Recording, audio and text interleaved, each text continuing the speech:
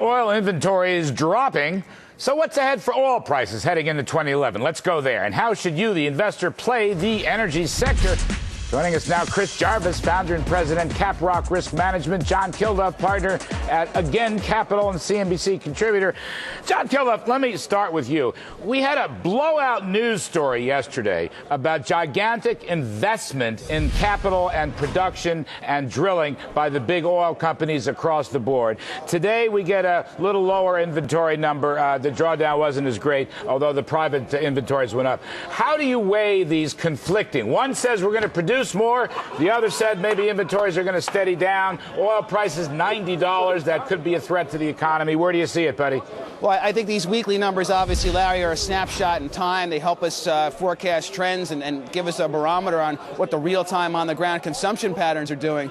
But what we saw yesterday from the article in the Wall Street Journal and what we've been seeing is that the oil companies are finally believers that higher prices are here to stay for the foreseeable future. They're worth banking on. They're worth investing in. And that the China demand story and the other emerging market demand story is for real and is going to persist. So they're getting in there to sell crude oil at what's going to be great prices. Even if it's $80 or $70 a barrel, they're going to do exceedingly well.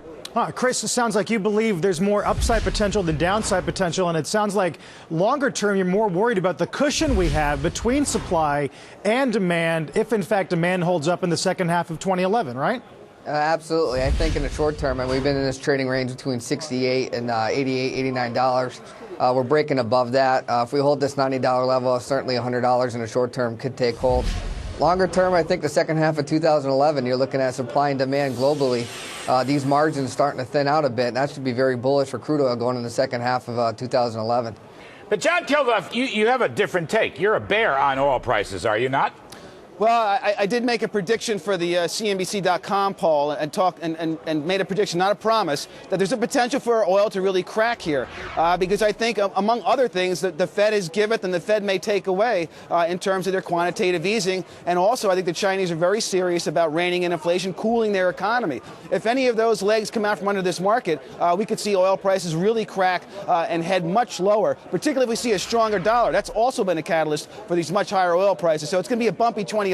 It's not a one-way trade, in my opinion. Let's just focus on that one point. Chris, will you respond to that? The idea is a stronger economy. I mean, you had these blowout numbers today from the Chicago purchasing managers. You also had a blowout drop in jobless claims down to 388,000. So it looks like everything's poised for not only a strong fourth quarter, but also going into the new year.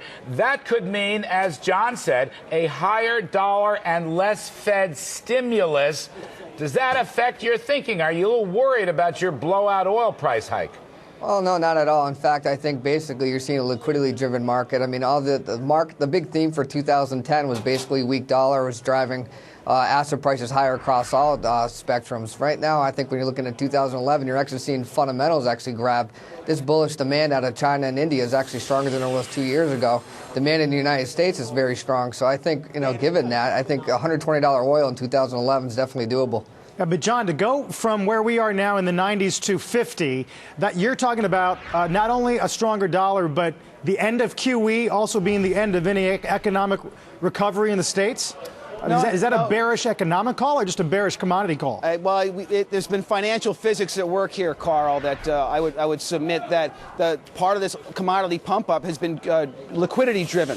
If some of that liquidity gets taken away, or a big part of it gets taken away by the Fed and others, including China, what's been pumped up here is going to deflate in terms of and get a more realistic supply-demand price adjustment going forward.